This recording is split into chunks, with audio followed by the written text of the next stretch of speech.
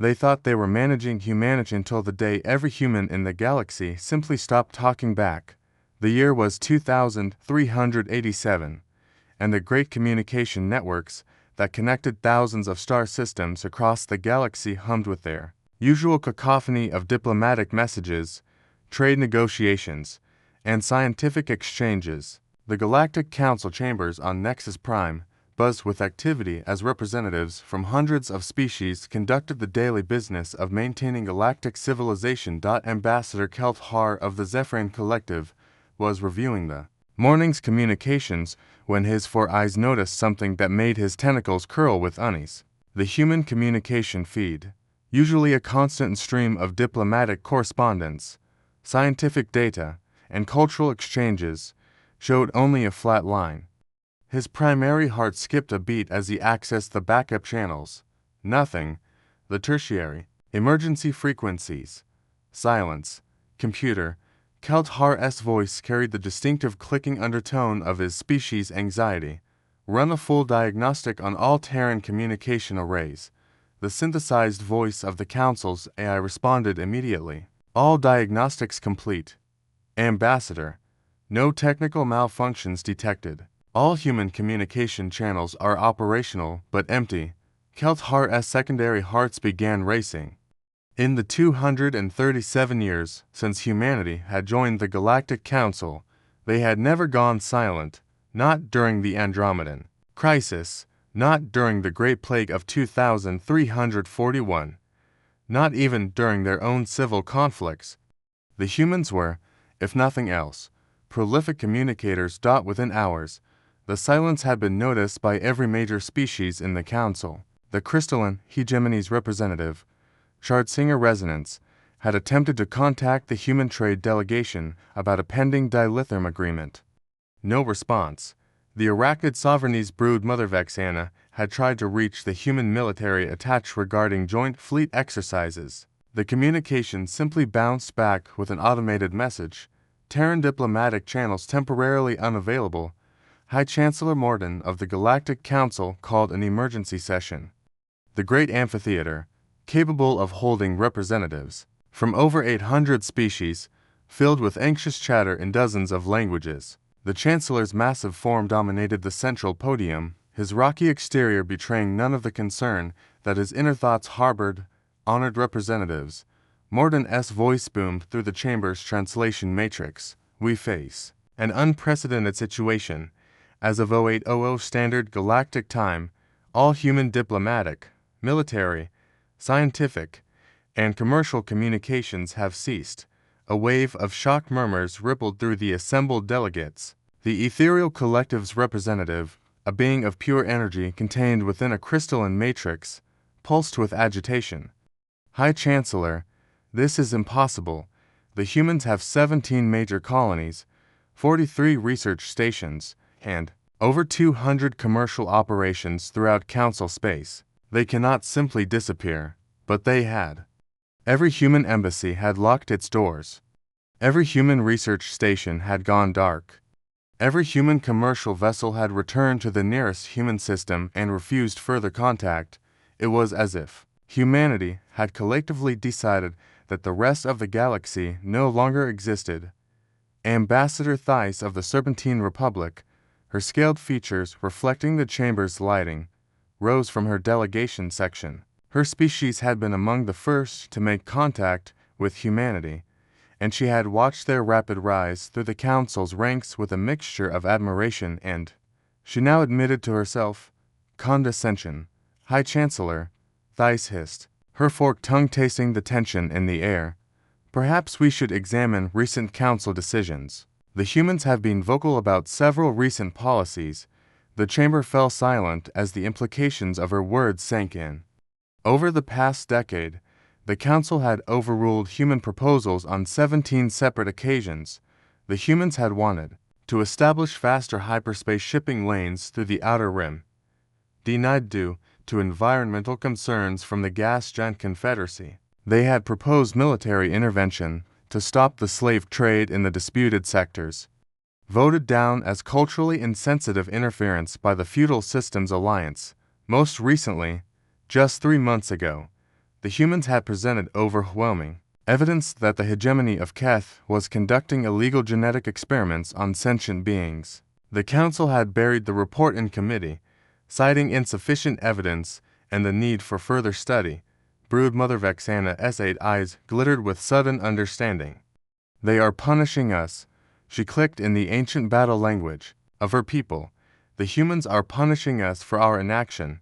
High Chancellor Morden's stone-like features cracked slightly. Punishing us, Ambassador, the humans are a single species among 847 council members. They cannot simply withdraw and expect us to, can't they? Interrupted Shard Singer Resonance, their crystalline form chiming with harmonics of fear. Do any of you remember the galaxy before the humans arrived? The question hung in the air like a poison cloud. Slowly, reluctantly, the assembled representatives began to acknowledge truths they had long pushed to the backs of their collective consciousness. Before humanity's arrival, the galaxy had been stagnant, wars dragged on for centuries with neither side gaining significant advantage. Technological advancement had slowed to a crawl as each species zealously guarded their innovations. Trade was limited to bilateral agreements that favored the strong and exploited the weak. Then the humans had arrived with their impossible ships, their reckless courage, and their infuriating insistence that there had to be a better way. Within 50 years, they had revolutionized galactic medicine, engineering, and military doctrine. Within a century, they had become the primary mediators in interstellar conflicts, the leading innovators in faster-than-light technology, and the backbone of the Council's economy. The numbers were undeniable, and Chancellor Morden's aide whispered them into his ear like a death sentence. Humans comprised only 0.003% of the galaxy's population, but they represented 27% of all technological patents, 34% of interstellar commerce, 41% of medical breakthroughs, and a staggering 68% of successful diplomatic resolutions in the past century. Ambassador Kelthar's voice broke the stunned silence. They have been carrying us, he whispered, his tentacles drooping with shame. For 2 centuries, they have been pulling the rest of us forward, and we have repaid them with contempt and obstruction. As the days passed, the true scope of humanity's economic and technological integration became horrifyingly apparent. The Andorian Mining Consortium discovered that their extraction equipment, originally human-designed, was failing without access to human maintenance protocols. The Valantian Defense Fleet found that their supposedly indigenous warships relied on human-developed targeting systems that were now locked behind encrypted barriers. The great trading stations that formed the arteries of galactic commerce began to falter as human-operated logistics networks went offline. Medical centers across the galaxy found themselves unable to treat previously manageable diseases as human-developed pharmaceuticals became unavailable. Even the Council's own headquarters on Nexus Prime experienced critical system failures as the human-designed environmental controls refused to acknowledge non-human authorization codes. Dr. Zekalon of the Cephalopod Research Institute made the most disturbing discovery of all. As he reviewed the database of scientific publications from the past 2 centuries, a pattern emerged that chilled his 3-chambered heart. Fully 73% of all major scientific breakthroughs had either originated from human research or had been significantly improved by human contributions. Faster-than-light communication, antimatter containment, quantum computing, genetic therapy, planetary terraforming, the list went on and on. We are parasites, Dr. Zekalon announced to his research staff, his words carrying the weight of absolute scientific certainty. For 200 years, we have been parasites, feeding off human innovation while contributing nothing but bureaucratic obstruction in return. The Galactic Council's emergency sessions became increasingly frantic as the scope of the crisis became clear. Some representatives advocated for military action, suggesting that human colonies should be blockaded until they resumed communications. This proposal died quickly when Admiral Threxavon of the Combined Fleet reviewed the tactical assessments. Honored representatives, the grizzled warrior's scarred carapace clicked with nervous energy. I must advise against any military confrontation with human forces. Their technological advantages, combined with their unconventional, tactical doctrines, would make such a conflict catastrophic for Council forces. The truth was that human military innovation had not stagnated during their centuries of peace. While the Council had grown complacent, human defense contractors had continued to push the boundaries of weapons technology, ship design, and strategic thinking. Their warships were faster, better armed, and more resilient than anything in the Council's combined fleets. More importantly, humans had an unnerving tendency to view impossible odds as merely challenging rather than suicidal. Diplomatic envoys were dispatched to every human system, but they were politely turned away at the borders of human space by automated defense platforms. The messages were identical across all contact attempts. The Terran Colonial Alliance is currently reviewing its interstellar relationships. Please respect our borders during this period of contemplation. Behind closed doors, panic was setting in among the Council's leadership.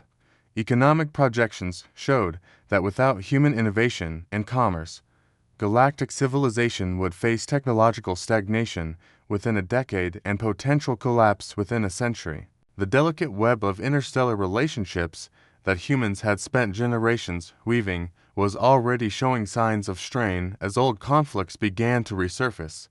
Ambassador Theiss found herself in her private chambers, staring at a holographic display that showed the expansion of human space over the past centuries. What she saw there made her question everything she thought she knew about her own species' supposed superiority. When humans had first encountered the Serpentine Republic, Theiss's ancestors had dismissed them as crude mammals with delusions of grandeur. The human ships were primitive, their weapons unsophisticated, their diplomatic protocols laughably informal. Yet within a generation, human innovation had transformed not just their own technology, but had lifted the technological capabilities of every species they encountered. The pattern was consistent across every human contact. They would arrive with inferior equipment but superior ideas, and within decades, everyone in the region would benefit from the resulting innovations. They didn't hoard their discoveries or use them to establish dominance. Instead, they shared freely, asked only for fair trade in return, and somehow always managed to stay just ahead of the curve. They were shepherding us, Theiss whispered to herself, the realization hitting her like a physical blow.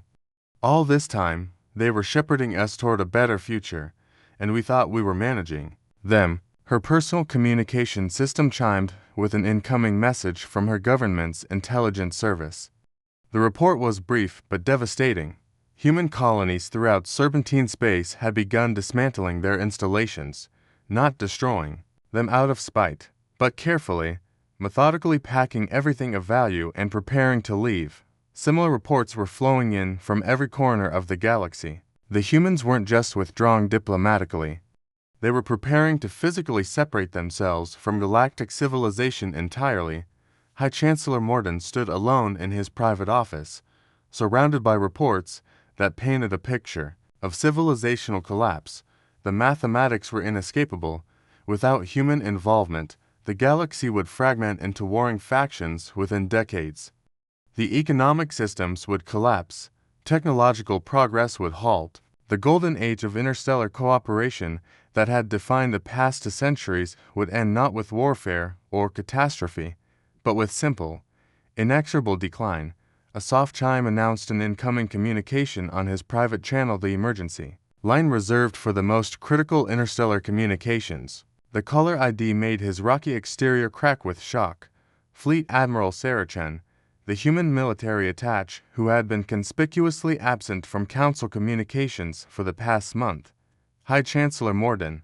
Admiral Chen's voice was professionally courteous, but carried an undertone of profound disappointment. I am authorized to deliver a final communication from the Terran Colonial Alliance to the Galactic Council. Morden's voice cracked like grinding stone. Admiral Chen, the Council is prepared to discuss any concerns the Alliance may have. Surely we can reach some accommodation?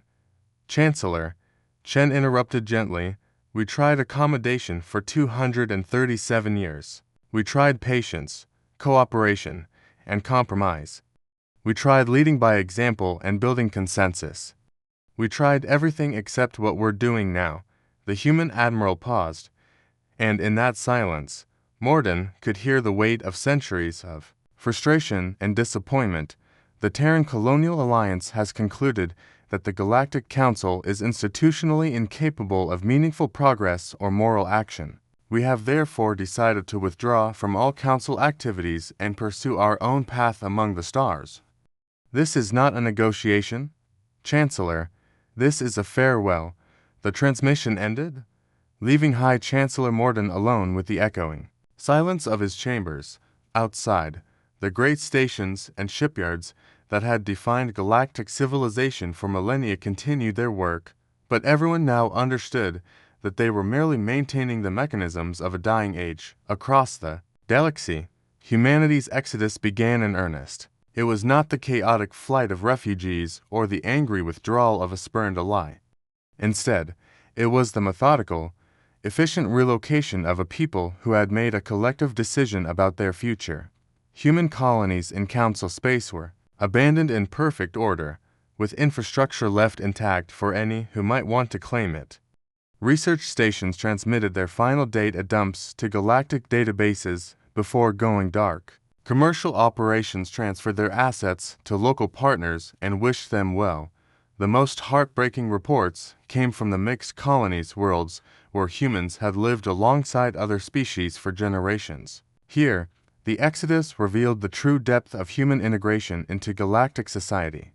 Human families said goodbye to alien neighbors who had been friends for decades. Human children left schools where they had played with youngsters of a dozen different species. Human scientists abandoned research projects that had been their life's work, but they all left.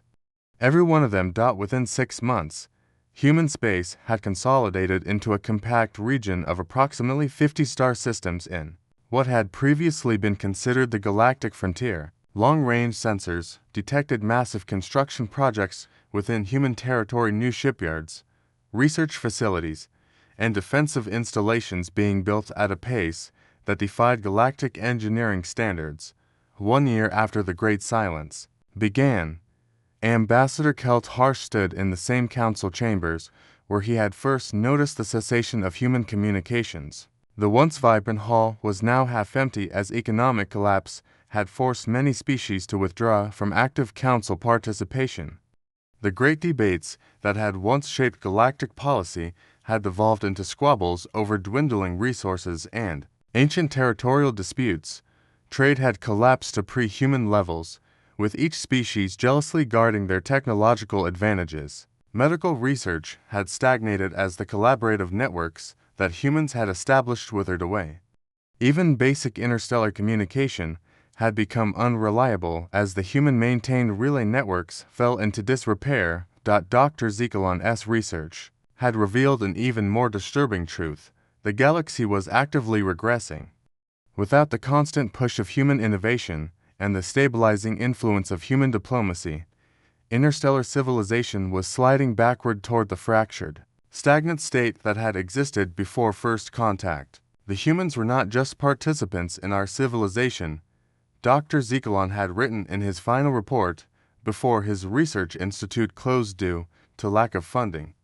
They were the engine that drove it forward. We were so focused on their youth and their relative newcomer status that we failed to recognize they had become the heart that pumped life through the galactic community. As Kelt Har reviewed the daily reports from across the galaxy, each one seemed to confirm Dr. Zekalon's assessment.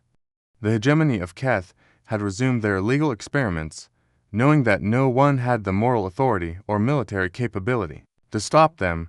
The disputed sectors had exploded into open warfare. The human peacekeeping missions that had maintained stability for decades were no longer available. Even basic scientific cooperation between species had become nearly impossible. Without the human researchers who had served as bridges between incompatible alien psychologies, reports from the edges of known space suggested that humanity had not simply withdrawn to lick their wounds. Long-range reconnaissance vessels brought back accounts of human exploration fleets pushing deeper into uncharted regions of the galaxy, establishing contact with species that the Council had never encountered. These new civilizations, it seemed, were being offered something the Council never had: true partnership rather than patronizing management. The humans had learned from their experience with the Galactic Council, and they were not repeating their mistakes. Instead of joining existing power structures and trying to reform them from within, they were building new alliances based on principles of mutual respect, technological sharing, and moral clarity. Intelligence reports suggested that these new, human-allied civilizations were advancing at unprecedented rates. Collaborative research projects were producing innovations that surpassed anything in Council space.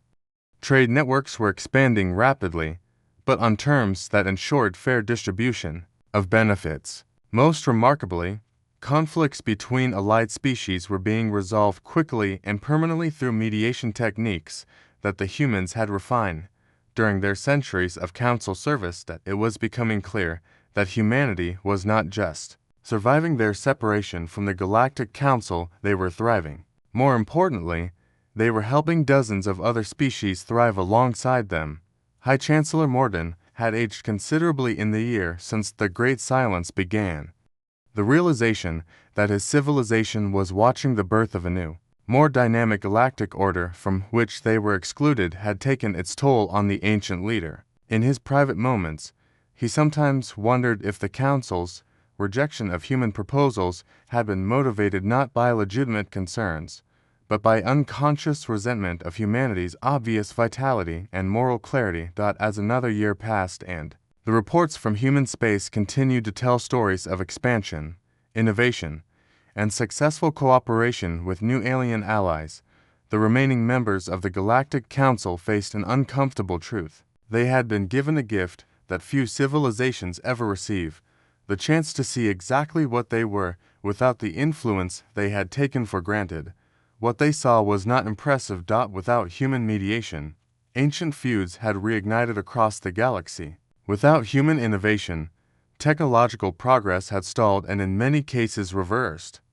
Without human moral leadership, justice had become a matter of power rather than principle. The great dreams of interstellar unity and progress that had defined the golden age of galactic civilization were crumbling into dust. Some species, recognizing the magnitude of their error, sent private communications to human space requesting dialogue. These messages were received politely, but returned with a simple response: the Terran Colonial Alliance wishes you well in your future endeavors. There would be no reconciliation, no second chances, no opportunity to repair what had been broken. The humans had made their choice and were moving forward without looking back. They had built something new and better beyond the borders of Council space, and they had no interest in returning to the dysfunction they had left behind. In the end, the Galactic Council's panic as humans severed all diplomacy was entirely justified. They had not just lost a valuable ally, they had lost their future. The galaxy's greatest tragedy was not that humanity had abandoned them, but that they had driven away the one species that had been genuinely committed to lifting everyone else toward their better angels. The silence from human space continued, and with each passing day, it spoke more eloquently than any diplomatic protest ever could. It said, simply, you had your chance, and the galaxy would never be the same.